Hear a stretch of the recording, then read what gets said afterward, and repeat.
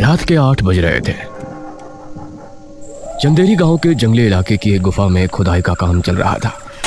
विनीता एक पुरातत्व विभाग अधिकारी थी, जिनका काम होता है पुरानी जगहों की खुदाई करना, और अगर वहां कोई जानकारी या कोई एंटीक चीज पाई जाए तो उसके बारे में जानकारी हासिल करना और उन्हें सरकारी म्यूजियम तक पहुंचाना। इस गुफा में पिछले कई दिनों से खुदाई का काम चल रहा था और अब सबसे आखिर में एक दीवार नजर आ रही थी। मैडम, ये दीवार तो टूट ही नहीं रही। मुझे लगता है अब गुफा का अंत हो गया है, इसके आगे कुछ नहीं मिलने वाला।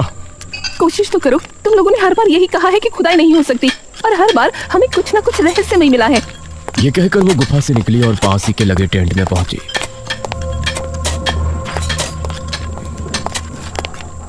जहां रवि गुफा से मिली चीजों की जांच कर रहा था। एक किताब और एक ये पोटली। मैडम, हमें अभी तक बस ये 2 चीजें ही मिली है, लेकिन मुझे नहीं लगता कि इन चीजों का कोई महत्व होगा। तुमने इस किताब की भाषा के बारे में पता किया? कई इतिहासकारों को इसके अंदर लिखी भाषा की फोटो भेजी है, लेकिन अभी तक कोई भी उसे समझ नहीं पा रहा। जिस किताब की भाषा बड़े बड़े इतिहासकार कोड नहीं कर पा रहे, उस किताब के बारे में तुम ये कह रहे हो कि इसका कोई महत्व नहीं है? मेरे हिसाब से तो ये बहुत अहम चीज मिली है हमें। तभी उनको मजदूर की चीख सुनाई थी। अरे, ये तो महेश की आवाज है। ये दोनों भागकर गुफा में पहुंचे।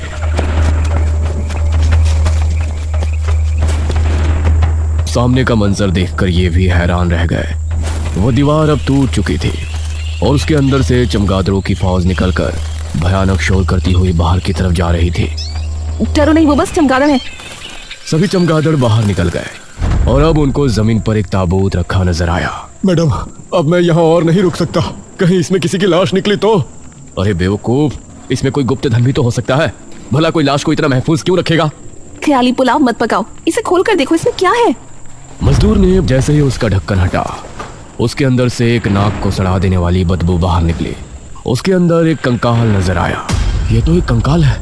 मजदूर डर गया और विनीता भी सोच में पड़ गई। तभी उस कंकाल की हड्डियां अपने आप चमकने लगी, मानो उसमें ऊर्जा उत्पन्न हो रही हो। अरे, ये क्या हो रहा है? उसे देखकर वो मजदूर और यहाँ तक कि रवि भी गुफा से बाहर निकला, लेकिन विनीता वहीं खड़ी थी। अचानक से उस ढांचे के अंदर से एक ऊर्जा निकली और तेजी से गुफा के बाहर निकल गई। उसके बाद वो एकदम नॉर्मल हो गया। वो ऊर्जा तेजी से गांव की तरफ रवाना हो गई। गांव के घर में मंगला नाम की एक औरत अपने पति रमेश से झगड़ा कर रही थी। मुझे 1 महीना हो गया नई साड़ी लिए हुए, तुमने मुझे अभी तक साड़ी नहीं दिलाई। अरे, तुम जानती हो कि मेरे साथ कितनी परेशानी चल रही है। व्यापार भी ठीक से नहीं चल रहा। ऐसे में तुमको मुझसे इस तरह से फरमाइश करने में जरा भी शर्म नहीं आती? तुम जैसे मर्द से शादी करके तो मेरी जिंदगी खराब हो गई है। कल रात तक अगर मुझे नई साड़ी नहीं मिली तो मुझसे बुरा कोई नहीं होगा। ये कहकर मंगला ने चादर टानी और झट से उसमें समा लेट गई और रमेश को उसकी बात बहुत बुरी लगी। वो घर से निकला और अपने आप से ही बातें करने लगा। जिंदगी तो मेरी खराब हो गई है इससे शादी करके। सिर्फ जिद जिद और जिद, इसके अलावा कुछ नहीं आता इसको। अगर जिंदगी खराब कर दी है तो धक्का दो उसे। अपनी जिंदगी क्यों खराब कर रहे हो? उसने देखा कि एक खूबसूरत लड़की जिसने राजकुमारियों वाली वेशभूषा धारण की है उसके सामने खड़ी है। अरे, आप कौन हैं? चंद्रप्रभा, मैं भी तुम्हारी तरह अपने पति से सताई हुई हूँ। तुम चाहो तो हम एक दूसरे के दुख बांट सकते हैं। ये सुनकर रमेश के चेहरे पर मुस्कान छलक आई। ये सब सिर्फ कहने वाली बातें हैं। मैं तो अभी भी बस उसके सुधरने का इंतजार कर रहा हूँ। क्या आज रात मैं आपके घर रुक सकती हूँ? इस तरह से खुली बात सुनकर रमेश हैरान था। वो चुपचाप चंद्रप्रभा को लेकर अपने घर पहुंचा। अंदर दाखिल होते समय चंद्रप्रभा के चेहरे पर अलग ही तरह की मुस्कान थी। वो रहा तुम्हारा कमरा, तुम वहां रुक सकती हो। ये सुनकर चंद्रप्रभा उस कमरे में भाग गई और अंदर से दरवाजा बंद कर लिया। इससे रमेश की थोड़ी हैरानी हुई और वो दरवाजे पर पहुंचा। अरे, क्या हुआ तुमको? इतनी फुर्ती से अंदर जाने का क्या मतलब था? मैं क्या तुमको मना कर रहा था? अंदर से कोई जवाब नहीं आया तो रमेश को अजीब लगा। उसने दरवाजा खोला तो कमरा एकदम खाली था। ये देख उसकी हैरानी का ठिकाना नहीं रहा। ये कहाँ गई? अभी तो मेरे सामने कमरे में घुसी थी। कहीं वो कोई आत्मा वत्मा तो नहीं थी? इसी गांव में एक औरत माधवी नीली साड़ी पहने सजी धजी अपने पति मनीष के सामने खड़ी थी। आपका बहुत बहुत शुक्रिया जी, ये साड़ी तो बहुत अच्छी लग रही है। ये अच्छी नहीं है, तुमने इसको पहना इसीलिए ये अच्छी लग रही है। यह सुनकर माधवी शर्मा गई। मैं जरा बाथरूम होकर आता हूँ। तभी दरवाजे पर किसी ने दस्तक दी। अरे इतनी रात में कौन होगा? वो कमरे से निकली और हॉल में पहुंची।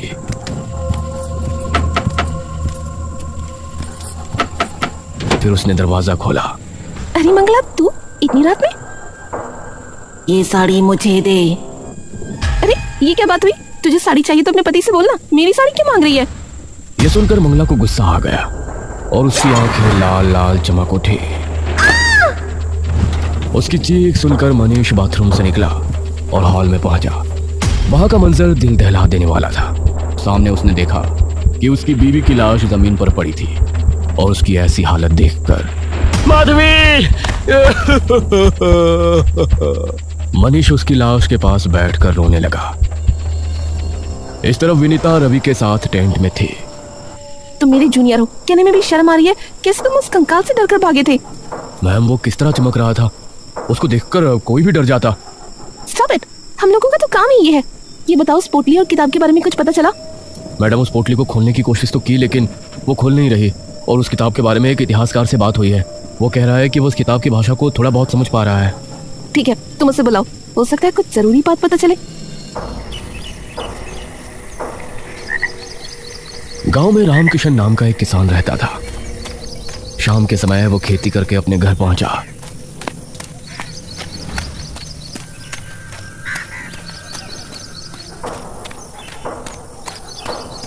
पार्वती, अरे खाना लगा दो।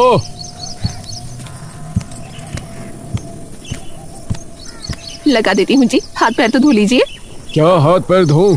मेरा तो मन अभी और खेती करने का हो रहा है। अरे जितनी फसल उगनी चाहिए उस हिसाब से मैं मेहनत नहीं कर पा रहा हूँ। अरे आप सुबह 6 बजे उठकर खेत पर चले जाते हैं और शाम को वापस आते हैं। इससे ज्यादा और क्या करना चाहते हैं आप? अरे मेरा शरीर साथ दे तो मैं दिन और रात खेती में लगा दूं। पार्वती ने उसे खाना खिलाया।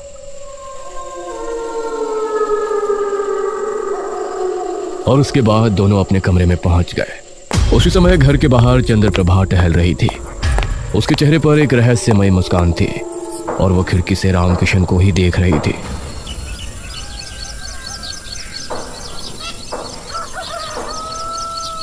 सुबह होने पर रामकिशन 5 बजे ही उठ गया और नाश्ता करके जल्दी से खेत पर जाने के लिए निकल गया। आज तो इन्होंने नाश्ता भी ठीक से नहीं किया। क्या हो गया है इनको?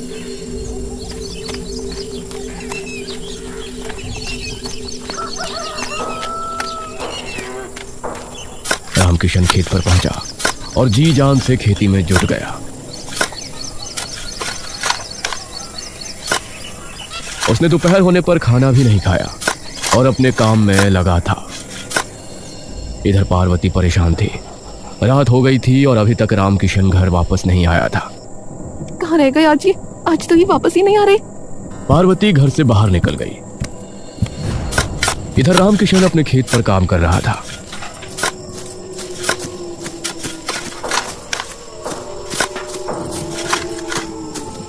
कुछ ही देर में पार्वती वहां पहुंची। अरे क्या हो गया आपको? अभी तक घर क्यों नहीं आए? अरे घर आकर क्या करूंगा, इतना काम बाकी है। अभी फसल उगेगी, उसे काटनी है, उसके बाद उससे धान निकालना है। अरे आज का काम तो हो गया ना। फसल उगने में तो कई दिन लग जाएंगे। क्या आप जब तक यहीं पड़े रहेंगे? हाँ, यहीं रहूंगा। उसी समय एक भेड़िया खेत में घुस आया, जिसे देखकर रामकिशन को गुस्सा आ गया। अरे कहाँ जा रहा है? रामकिशन उसके पीछे भागा।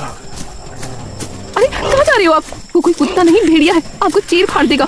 तभी भेड़िए की गुर्राहट खेत में गूंज गई। पार्वती भागकर रामकिशन के पास पहुंची तो सामने का मंजर देखकर उसकी रूह कांप उठी। भेड़िया जमीन पर पड़ा था और रामकिशन उसके शरीर को लाते मार रहा था। मेरे खेतों को नुकसान पहुंचाएगा तो मैं उसे ऐसे ही कर दूंगा। रामकिशन की आंखें लाल लाल चमक रही थी। ये देखकर पार्वती बुरी तरह से डर गई। इस तरफ विनीता और रवि से मिलने एक इतिहासकार पहुंचा। मेरा नाम देवी प्रसाद है, लाइए मुझे वो किताब दिखाइए।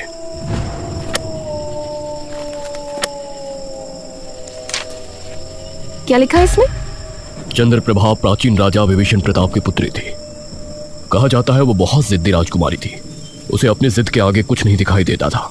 एक दिन दरबार में एक आदमी उपस्थित हुआ।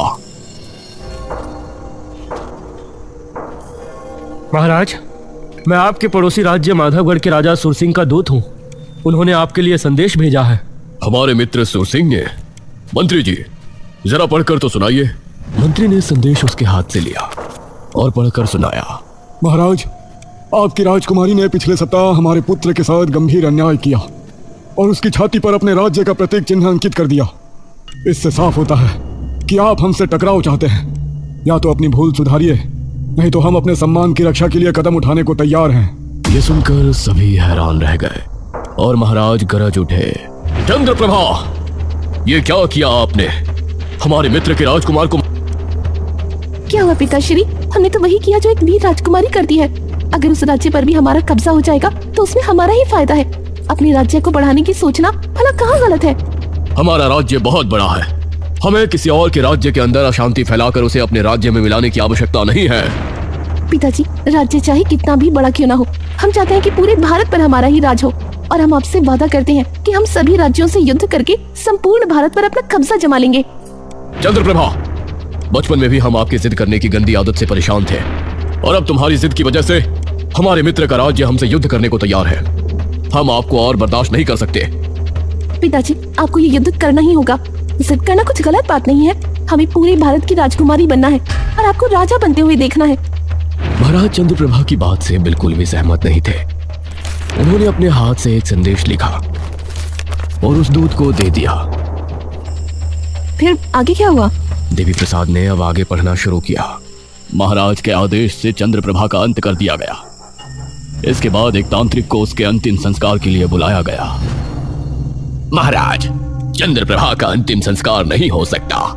उसकी आत्मा पवित्र है। हमें उससे छुटकारा पाने के लिए एक विधि करनी होगी।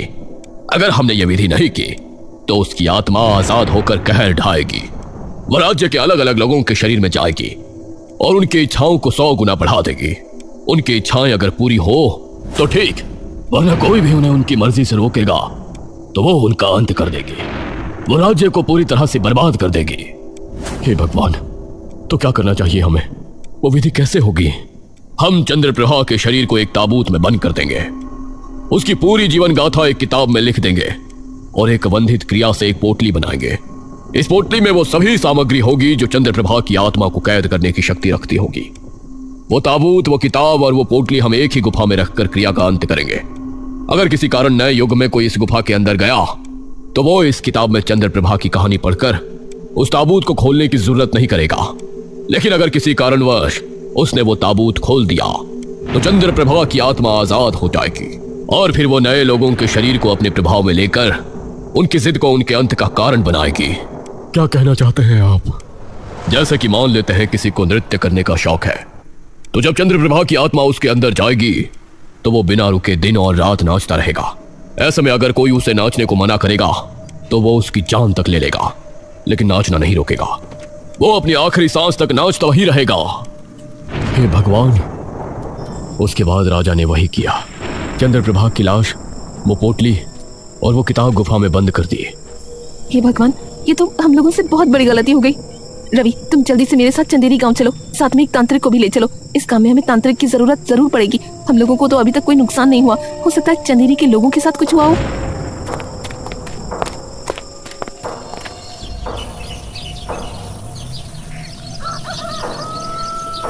अगली सुबह विनीता, रवि और एक तांत्रिक के साथ चंदेरी गांव पहुंची, जहां मुखिया बहुत चिंता में दिख रहा था और सभी गांव वाले उसके सामने मौजूद थे। मुखिया जी, आप ही हमारी आखिरी आस है। ऐसे चुप मत बैठिए, कुछ कीजिए। तभी विनीता को वहां देखकर सभी हैरान रह गए। गांव में अजीब सी मुसीबत आ गई है। कुछ समझ में नहीं आ रहा क्या किया जाए। कैसी मुसीबत? गांव में रहने वाली मंगला, जिसको साड़ियां पहनने का बहुत शौक था, अचानक से उसकी ख्वाहिश ने जिद का रूप ले लिया। वो माधवी के घर पहुंची और उससे उसकी साड़ी मांगने लगी। उसने उसे साड़ी नहीं दी तो उसने उसका अस्तित्व ही हमेशा के लिए मिटा दिया। वही गांव का एक किसान रामकिशन, उसे खेती का बहुत शौक था। अचानक उसका भी बर्ताव खेती को लेकर बहुत ज्यादा बदल गया। वो दिन और रात खेती कर रहा था और जो भी उसे रोकने की कोशिश कर रहा है तो उसे हमेशा के लिए खामोश कर देता है। जरूर उनका शरीर चंद्रप्रभा के प्रभाव में है। यह सुनकर सभी ने विनीता की तरफ देखा। चंद्रप्रभा?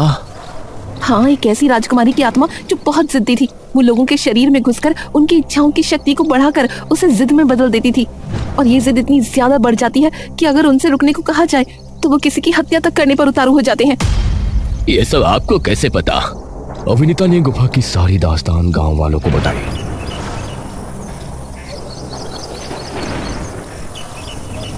जिसे सुनकर मुखिया भी बिगड़ गया। इसका मतलब है कि गांव पर जो भी मुसीबत आ रही है उसकी जिम्मेदार तुम हो। तुम्ही ने उस आत्मा को आजाद किया है। मैं आप सभी से माफी चाहती हूँ, लेकिन मैंने वो जानबूझकर नहीं किया। मैं तो बस अपना काम कर रही थी।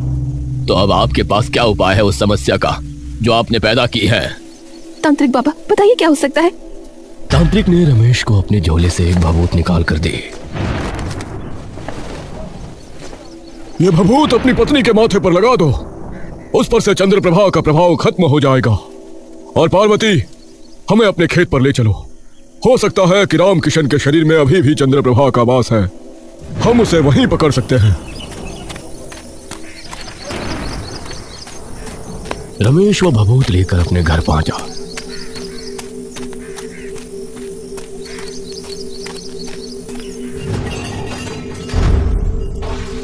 उसने जैसे ही मंगला के माथे पर उस भभूत को लगाया तो वो सामान्य हो गई। अरे ये क्या, घर इतना फैला हुआ कैसे है जी? रमेश अपनी पत्नी को वापस ठीक पाकर बहुत खुश था। इधर ये सभी रामकिशन के खेत पर पहुंचे। वो अभी भी खेत पर मौजूद था और उसके पास एक भेड़िए और एक कुत्ते की लाश पड़ी थी। इस तरफ गांव का एक लड़का रोहित तेज कदमों के साथ एक घर की तरफ बढ़ रहा था जो कि नंदिनी नाम की एक लड़की का पुराना आशिक था। आज मुझे कोई नहीं रोक सकता। वो एक घर में घुसा जहां नंदिनी अपने माता पिता के साथ मौजूद थे। नंदिनी, चलो मेरे साथ। यह कहकर उसने नंदिनी का हाथ पकड़ लिया। ये देखकर नंदिनी के पिता को गुस्सा आया। अरे रोक, तुझे अभी ठीक करता हूँ। वो रोहित को रोकने के लिए उसकी तरफ बढ़े। रोहित की आंखें लाल लाल चमक उठी। रोहित ने एक ही हाथ से उसे दूर धकेल दिया। यह देखकर नंदिनी और उसकी माँ के रोंगटे खड़े हो गए। नंदिनी की माँ कमरे से बाहर निकली और बाहर से कुंडी लगाकर घर से बाहर निकली, लेकिन आस पड़ोस में कोई भी मौजूद नहीं था। इस तरफ ये सभी रामकिशन के सामने खड़े थे। चंद्रप्रभा, रामकिशन के शरीर को छोड़ दो वरना अच्छा नहीं होगा। नहीं, मैं मेरे खेतों को छोड़कर नहीं जाऊंगा, कहीं नहीं जाऊंगा मैं। ये सुनकर तांत्रिक आगे बढ़ा और उसने अपने झोले से भभूत निकालकर रामकिशन के माथे पर मल दी।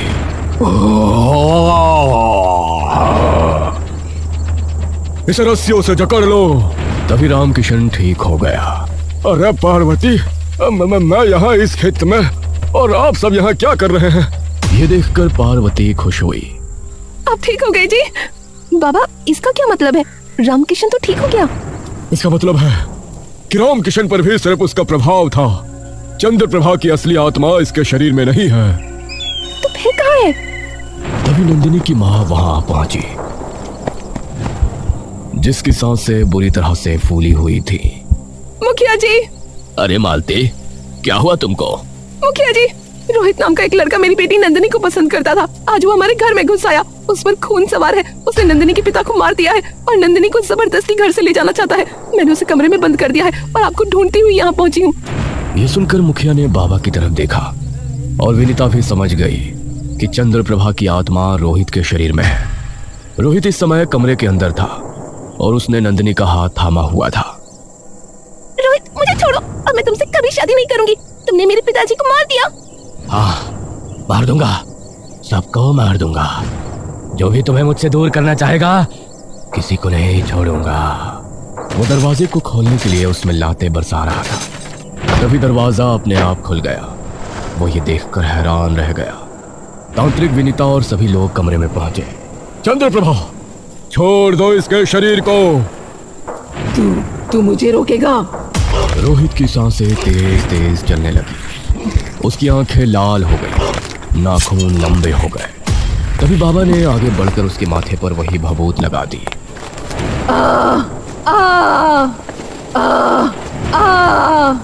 इसे जल्दी से और गुफा पर ले चलो। गांव के लोगों ने मिलकर उसे इसी गुफा के अंदर पहुंचे। गांव वालों ने उसे पकड़ रखा था। तांत्रिक ने उस पोटली को सामने रखा और कुछ मंत्रों को उच्चारण करते हुए उसे खोलने की कोशिश करने लगा। मंत्रों की शक्ति से वो पोटली आसानी से खुल गई तो उसके अंदर एक मटकी रखी नजर आई, जिसे देखकर वो बुरी तरह से चीखने लगा और सभी गांव वालों से खुद को छुड़ाकर भागने लगा। लेकिन तभी बाबा ने उस मटकी का ढक्कन हटाया और उसके अंदर से धुआं निकलने लगा। ये धुआं रोहित के आसपास इकट्ठा हो गया और फिर रोहित के मुंह से चंद्रप्रभा की आत्मा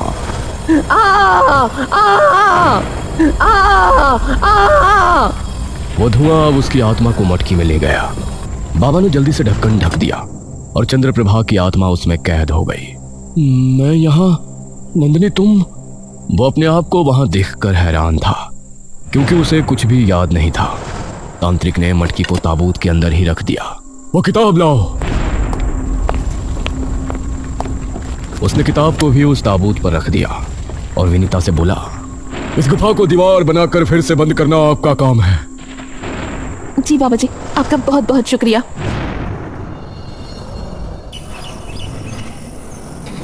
अगली सुबह विनीता ने कुछ मजदूर लगाकर दीवार बनवा दी और उस गुफा का मुंह हमेशा के लिए बंद कर दिया गया। अब गांव के लोग खतरे से बाहर थे, इसलिए खुश थे। विनीता भी अब रवि के साथ वापस अपने घर को निकल गई। इतनी खोजें की, लेकिन ये खोज मुझे हमेशा याद रहेगी कि मेरी एक लापरवाही की वजह से एक आत्मा आजाद हो गई थी और 2 लोगों की जानें चली गई थी। कहने को हम एक आधुनिक युग में जी रहे हैं जिसमें हम दिव्य शक्ति, भूत पिशाच और आत्माओं को बस एक अंधविश्वास मानते हैं। लेकिन कभी कभी कुछ ऐसी घटनाएं घटित हो जाती हैं जिनके बाद हमारी सोच काफी हद तक बदल जाती है।